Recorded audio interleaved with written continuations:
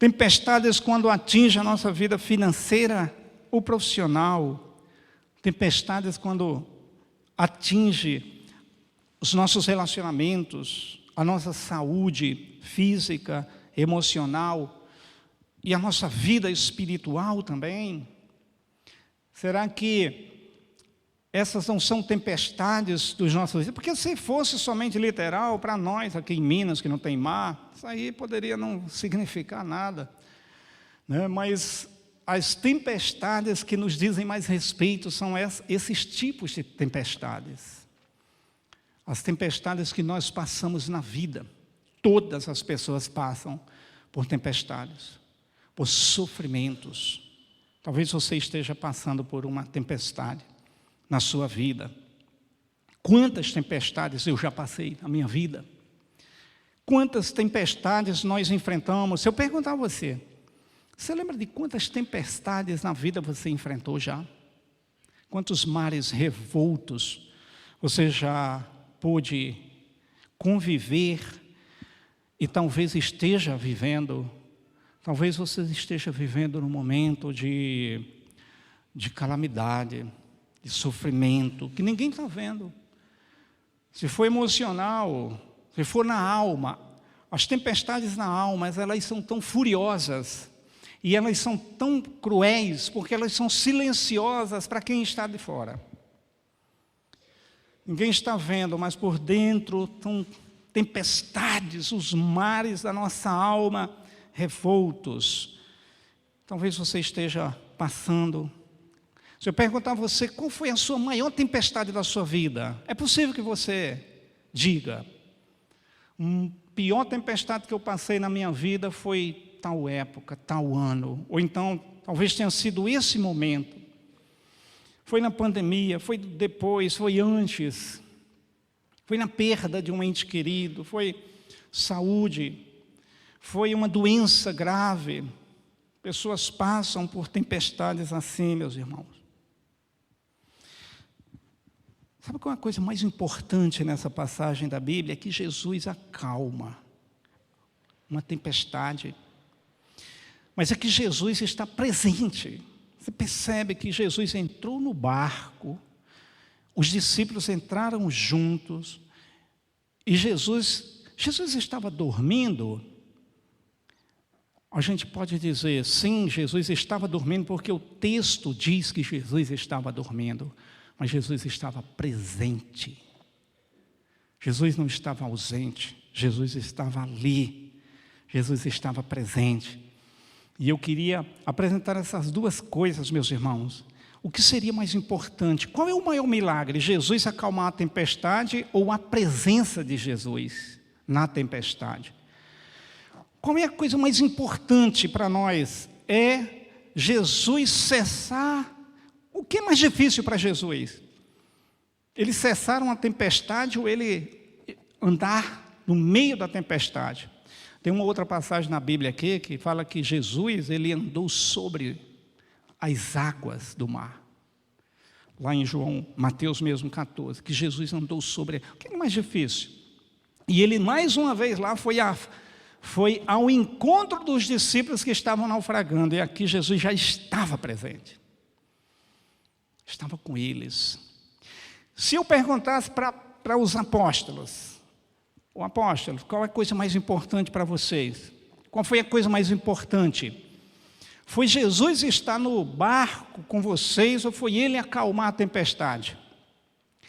Aí talvez eu escutasse eles dizendo assim: olha, quando a gente estava passando pela tempestade, o mais importante era Jesus acalmar a tempestade, porque era a coisa mais urgente.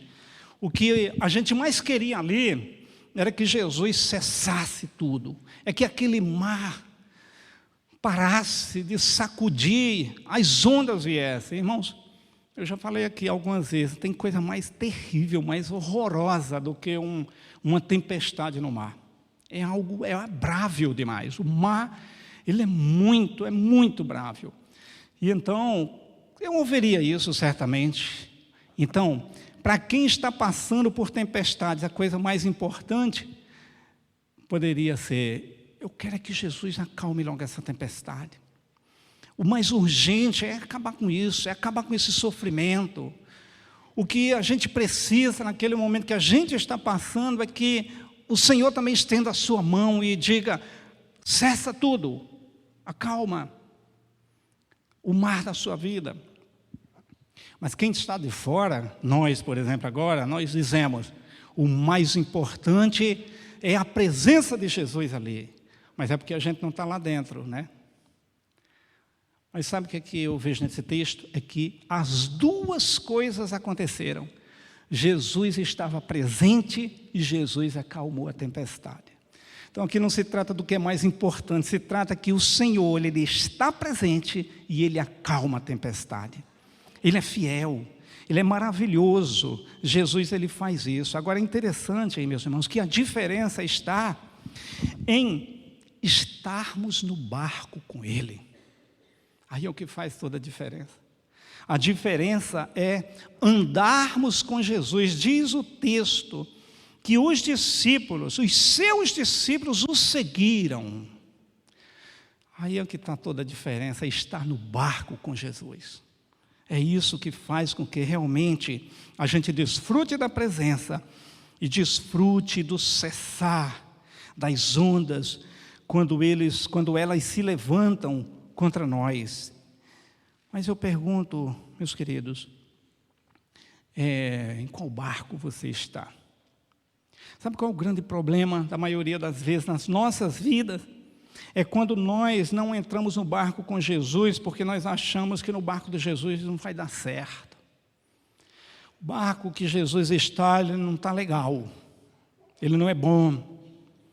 Eu acho que esse é um barco que não vai me trazer, não vai levar onde eu quero. O barco de Jesus pode dar muitas voltas se eu quero apressar e chegar no meu ponto. O grande problema, meus irmãos, é quando nós não queremos entrar no barco com Jesus. Ou então, quando nós estamos no barco com Jesus, mas a gente quer ser o piloto, o capitão do barco.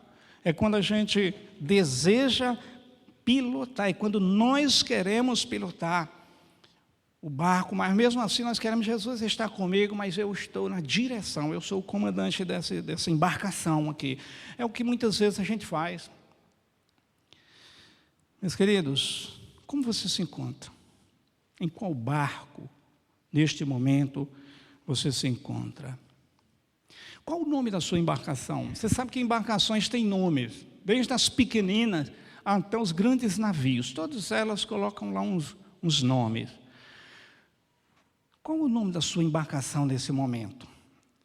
Eu poderia dar alguns nomes das embarcações dos discípulos, aquela embarcação que Jesus estava com eles. Por exemplo, eu vou brincar aqui com alguns nomes que eu pensei que aquele barco de Jesus com os discípulos poderia levar o nome ali.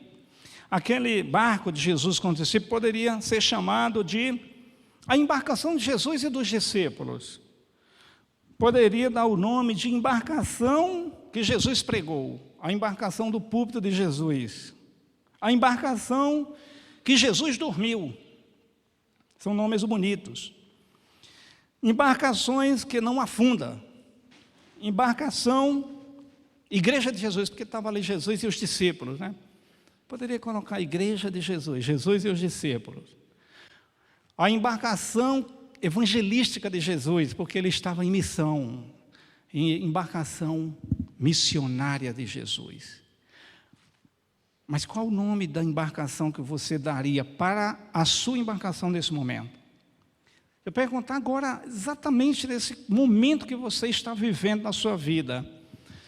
Qual o nome da sua embarcação? Algumas pessoas me diriam assim: pastor, a embarcação que eu estou nela agora se chama embarcação do isolamento. O nome da minha embarcação agora é o nome embarcação da frieza espiritual. Eu estou numa embarcação chamada geleira espiritual, frieza espiritual, desânimo espiritual. Essa é a minha realidade. Eu estou passando por essa é a minha embarcação. A embarcação do meu afastamento, do meu distanciamento. Na verdade, o nome da minha embarcação, pastor, é a embarcação do sofrimento. Eu estou passando por um momento de só sofrimento. É a embarcação do meu deserto. O nome da minha embarcação se chama deserto, desespero. Se eu puder dar o nome desse momento da minha vida, dessa minha travessia atual, se chama embarcação do desespero. Alguns diriam, o nome da minha embarcação é a embarcação de volta ao passado. Eu estou de volta lá. Eu estou no mundo novamente. Eu estou de volta à velha vida. Alguns diriam, o nome da minha embarcação se chama ódio de tudo, de todos. Decepção é o nome da minha embarcação. Do abandono, eu me sinto abandonado. A minha embarcação se chama embarcação perdido. Eu me encontro perdido nesse momento, eu não me acho mais. Seria o nome de algumas embarcações neste momento. Mas deixa eu falar uma coisa. Não importa o nome da sua embarcação. A verdade é que quando nós passamos por qualquer tempestade, nós podemos dar o nome que nós quisermos. Todos esses nomes. Pastor, pode juntar tudo isso aí e dar o nome da minha embarcação. É isso que eu estou vivendo. Mas eu quero dizer uma coisa para todos nós, para a nossa alma, para a minha alma. O Senhor é capaz de nos salvar e de não nos deixar afundar. Você não vai afundar. Você não vai perecer. Você não vai naufragar. Eu quero dizer para você, diga isso para a sua própria alma. Fale isso com toda a fé no seu coração. Declare com toda a fé: Jesus não vai me deixar afundar, porque Ele é poderoso para estender a mão agora, nesse momento, na sua vida, e te salvar de qualquer temporal, de qualquer problema que você possa estar passando. No nome de Jesus Cristo, Ele é poderoso para fazer isso. Porque há momentos, meus irmãos, há momentos que nós passamos por muitas tempestades. Agora, sabe por que Jesus dormiu? Jesus dormiu porque nada o abala, porque nada o surpreende. Jesus dormiu porque Ele não perde o controle. Jesus dormiu porque Ele sabia o que iria acontecer, e por isso que Ele dormiu. Está vindo um temporal aí, eu vou ver a fé desses camaradas aqui. Jesus, Ele fez isso, sabe por quê, meus irmãos? Porque Ele tem o domínio de todas as coisas. Quando nós pensamos que o nosso Deus está dormindo, o nosso Deus sabe muito bem o que está fazendo. Quando nós achamos que o nosso Deus está em silêncio e que está de braços cruzados, enquanto o temporal da minha vida está acontecendo, enquanto nós achamos que o nosso Deus está assim, o nosso Deus sabe exatamente o que Ele vai fazer nas nossas vidas, e Ele vai fazer o melhor para nós. O milagre dele é muito melhor para nós. Tempestades, calamidades, e parece muitas vezes que nós vamos perecer. Senhor, eu vou perecer. Mas Ele está no pleno controle das nossas vidas. Você crê nisso? Ele está no controle de todas as coisas. Não foge do controle. As nossas vidas não fogem do controle do nosso Deus. Não foge de maneira nenhuma. O nosso Deus está presente. Meus irmãos, quando nós chamamos o Senhor Jesus e confessamos Ele como Senhor e Salvador, preste bem atenção, você já entregou seu coração a Jesus? Se você já entregou a sua vida a Jesus, você é crente em Cristo Jesus, quando você passar por qualquer tempestade nessa vida, sabe o que o Senhor também diz para mim e para você? Espera aí, você não me chamou para caminhar com você nessa vida? Você não me chamou para andar com você nessa tempestade na terra? Você não me chamou para estarmos juntos no barco? O teu barco não vai afundar, porque o teu barco é o meu barco. Nós estamos no mesmo barco. Você não vai afundar. É isso que o Senhor nos diz o tempo todo. Nós não vamos naufragar, louvado seja o nome dEle. O Senhor é fiel. Quem disse essa expressão foi Barclay. Ele disse assim: quando o Senhor está presente em nosso barco, todas as tormentas da vida são acalmadas. Quando o Senhor está presente, toda e qualquer tempestade vai cessar. Uma outra lição importante que eu encontro nesse texto, meus irmãos, é que eles despertaram Jesus. Eles despertaram Jesus. O que vem à nossa mente com isso?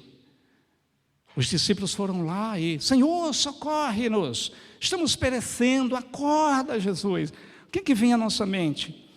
Esse pedido de socorro não é outra coisa senão o nosso clamor. Diz a Bíblia que eles clamaram a Jesus. Eles clamaram: Senhor, socorre-nos. Meus irmãos, Jesus ele respondeu com a seguinte frase: por que vocês são tímidos, homens de pequena fé? Será que Jesus os criticou? Não, não vem crítica. É como se Jesus dissesse: confia sempre. Confia sempre. Foi isso, não foi uma censura, uma bronca. Jesus: oh filhos, por que tanto? Calma, confia. Deixa comigo. Deixa comigo. E aí Jesus levantou e Jesus interviu. E Jesus mandou cessar os ventos e o mar. Calma tudo, acalma tudo. E houve grande bonança, houve calmaria, porque só Jesus é capaz de trazer calmaria e bonança nas nossas vidas. Ninguém mais pode fazer. Ah, meus irmãos, como é preciosa essa passagem da Bíblia. Há momentos que nós somos açoitados pelas tormentas, pelas tempestades. Só tem um jeito de escaparmos, que é confiando em Jesus e que é entrando no barco. Meus irmãos, muitas vezes dá vontade de pular do barco. A nossa natureza humana, pecaminosa, tendenciosa, muitas vezes dá vontade, a gente já está com o pé fora e fala: poxa, não está dando mais.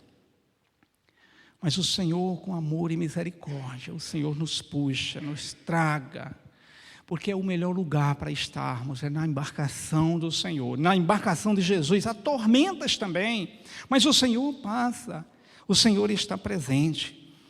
E é verdade, meus irmãos, isso é uma certeza que nós podemos ter.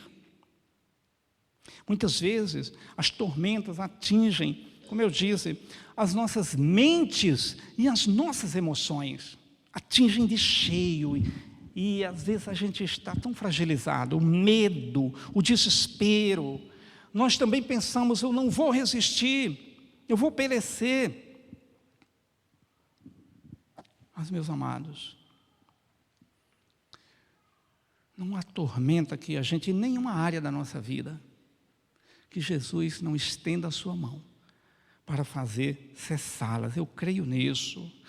A mensagem, meus irmãos, dessa passagem da Bíblia dessa passagem da tempestade, Jesus sempre oferece a sua paz ao passarmos pelas tormentas. Vamos falar junto? Jesus sempre oferece a sua paz ao passarmos pelas tormentas. Nunca se esqueça dessa frase. Passando pelas tormentas, Jesus oferece bonança e paz. É isso que acontece. Meus queridos, eu quero encerrar essa palavra que Deus nos dá, dizendo que em todo tempo nós precisamos ter a fé de uma criança. As crianças, elas quando entendem, elas têm uma fé tão verdadeira, tão pura, tão singela, e às vezes tão audaciosa é a fé de uma criança, que uma criança se torna exemplo para nós. A Bíblia diz isso. As crianças se tornam exemplos para todos nós. E eu vi essa história contada pelo Barclay. É interessante, ele conta que uma professora, séculos atrás, ela na Europa estava dando uma aula de escola bíblica dominical para uma salinha de crianças, numa igrejinha. E aí, o nome da professora era Margaret Avery. E aí, ela contou essa história da tempestade, a Margaret. E aí, ela contou a história, e ali ficou. Aí, uma criancinha, tempos depois, aquela igreja foi assolada por uma nevasca, por uma tempestade de neve, onde eles moravam, que parecia que na hora do culto tudo ia acabar, que iria morrer alguém, de tão grande que era aquela tempestade. Aí a menininha que ouviu isso da professora Aulinha, ela falou, bem que Jesus podia estar aqui para ele acalmar essa tempestade. Quantos adultos pensaram na passagem da Bíblia, que Jesus acalma a tempestade? Mas uma coisa fabulosa, que a criança, ela lembrou exatamente, porque essa é a diferença da gente conhecer a Bíblia, da gente crer na Bíblia. Uma criança crê na Bíblia. Uma criança coloca a Bíblia em prática. Às vezes está aqui só. Eu conversei com um desviado uma vez, pessoas. E eu perguntei, como pode uma pessoa que foi bênção, que pregou o Evangelho, que falou do amor de Cristo, que ganhou alma, que discipulou, que foi um instrumento nas mãos de Deus, está no mundo afastado? Ele falou, e todos falam isso, pastor, se o senhor abrir a Bíblia eu lembro, está tudo aqui, mas a gente não põe mais em prática.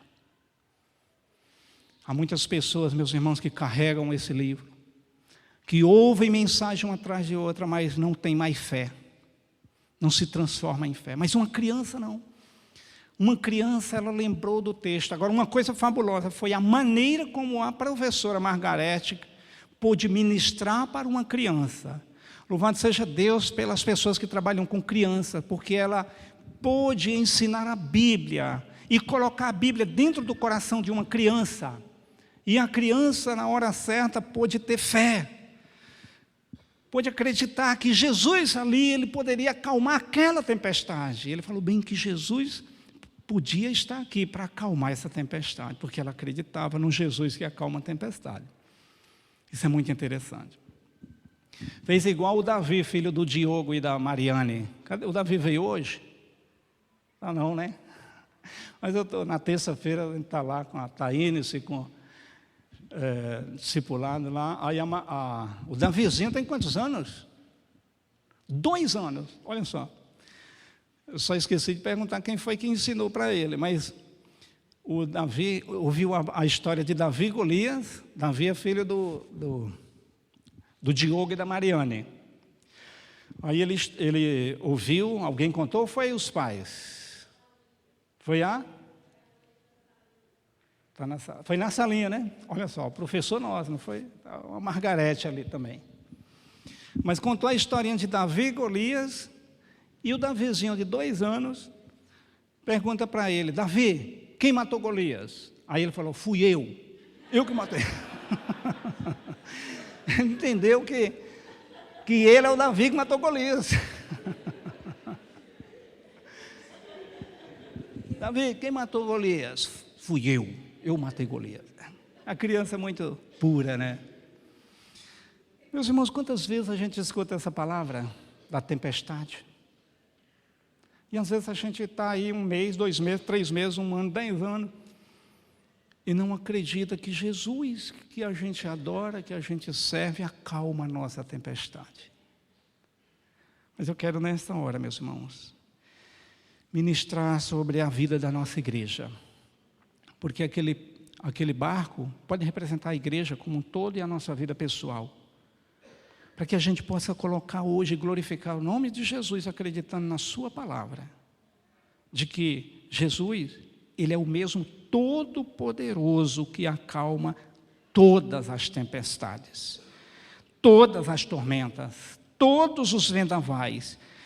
E Jesus oferece agora, hoje, neste momento, a sua paz e a sua bonança para a nossa alma, meus irmãos.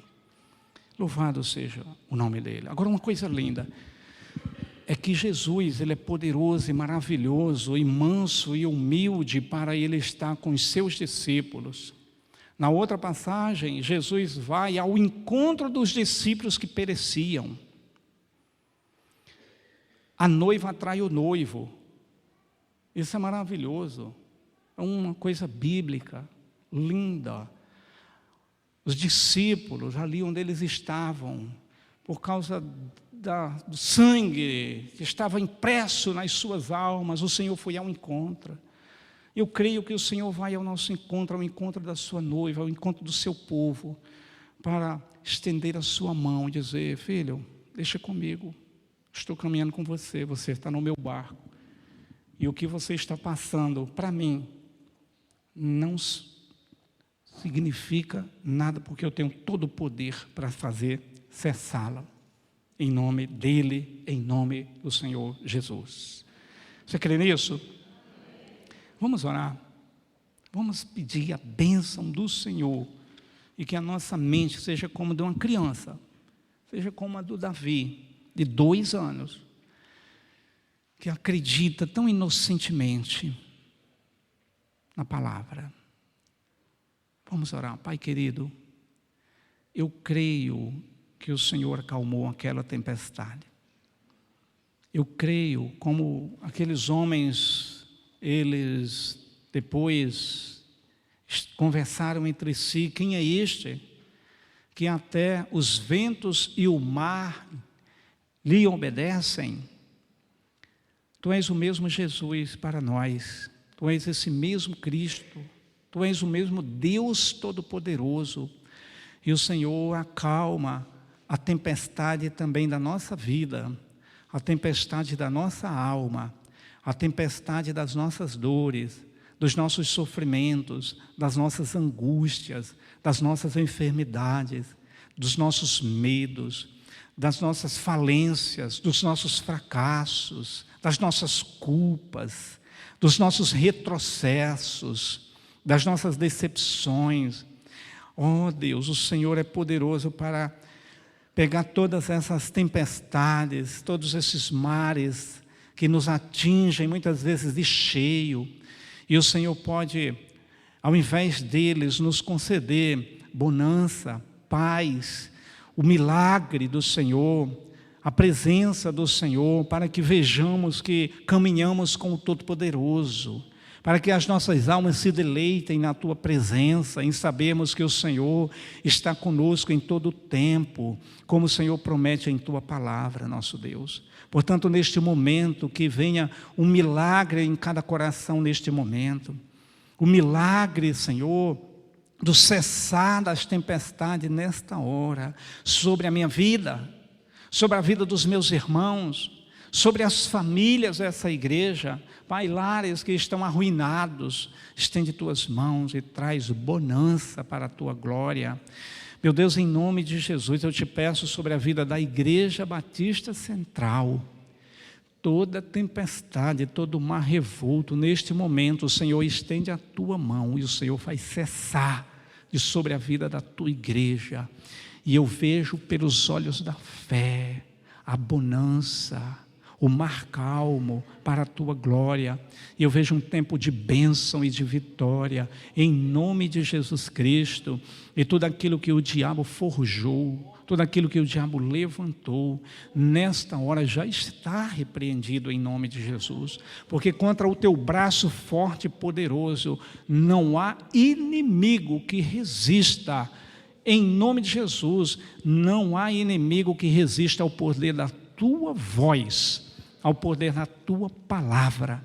E a Tua palavra foi liberada, a Tua palavra está sendo liberada, e nós cremos em nome de Jesus, e declaramos a Tua bênção e a Tua vitória. Amém.